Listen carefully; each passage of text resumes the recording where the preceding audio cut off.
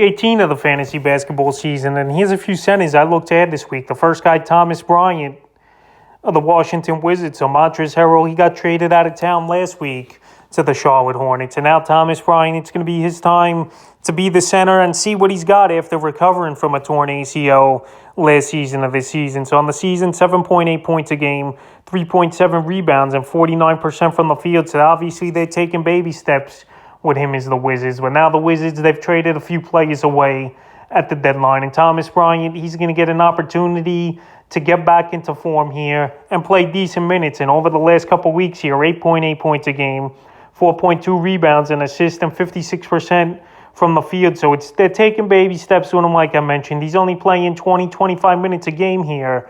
But right now, he's still available in 83% of leagues, and he's going to get that playing time, like I mentioned, is Bryant. The last few games, February 7th versus Miami, 8 points, 5 rebounds, 60% from the field. February 10th versus Brooklyn, 13 points, 6 boards, 3 assists, a steal, 2 blocks, a 3, 66% from the field. And February 12th versus Sacramento, 13 points, 5 boards, and assists, 2 steals, a 3, and 60% from the field. So he's getting more playing time. He's putting up better numbers, and there's more of an opening, like I mentioned over there, for that to happen in Washington. With Beal out for the season, Dinwiddie gone in a trade, Porzingis not ready yet to play for his new team here, and now Thomas Bryant getting more opportunities to score and rebound, and he's definitely a center I would give a shot and an add to this week. The next guy, Hassan Whiteside of the Utah Jazz. I've mentioned Whiteside tons of times over the last few weeks here. And Rudy Gobert, he just hasn't been back in the lineup for this Utah Jazz team. I know he's questionable in tonight's game, but I think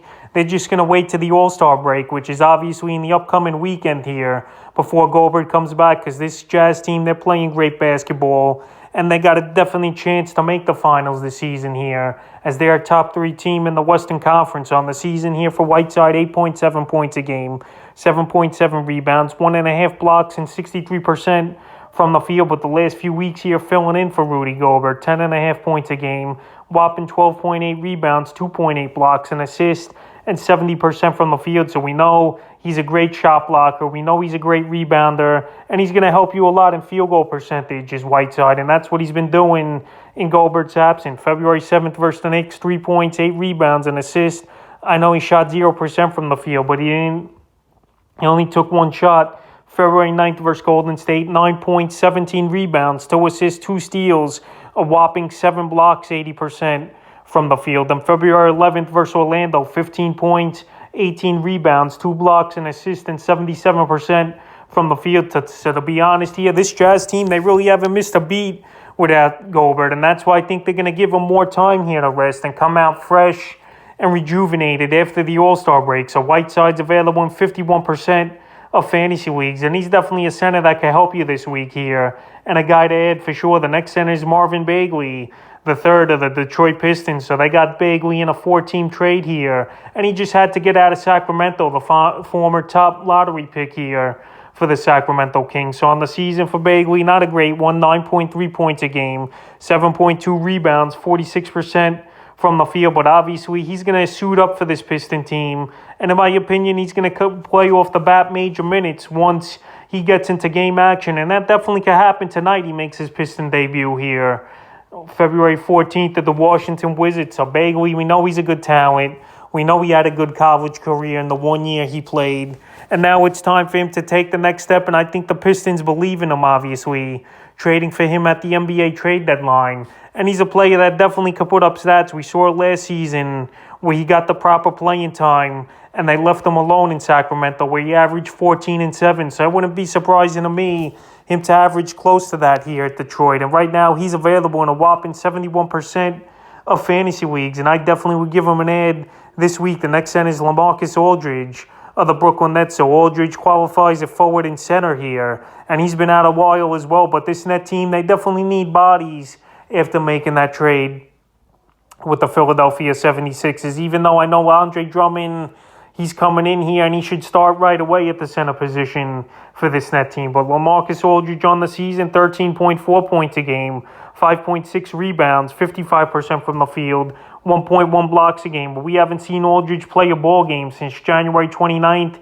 But it looks like he's going to return in tonight's ball game as he's not on the injury report against the Sacramento Kings. I know Ben Simmons came in this deal here, but we don't know when he's going to report. He hasn't played all season. I know Drummond's probably going to be the center, but Aldridge, in my opinion, he's still going to play 20, 25 minutes a game, and he definitely can help fantasy owners. So right now, with the Nets shuffling to get players in the lineup and stuff, after that blockbuster deal, Harden going to Philly for Ben Simmons, Drummond, and Seth Curry, I think they're going to need some bigs even with Drummond coming in here, and I think Aldridge could contribute, and he's definitely a player on the fantasy radar to add this week. And the fifth and final center I look to add on the wire is Javon McGee of the Phoenix Suns. He's been on and off the waiver wire this year. Here's McGee, and he's put up pretty good numbers as a backup to DeAndre Ayton and even Biyombo getting opportunities this season. On the season, 10 points a game, 7 rebounds, a block, 64% from the field. In the last couple weeks here, the numbers have pretty much stayed the same. 10.6 points a game,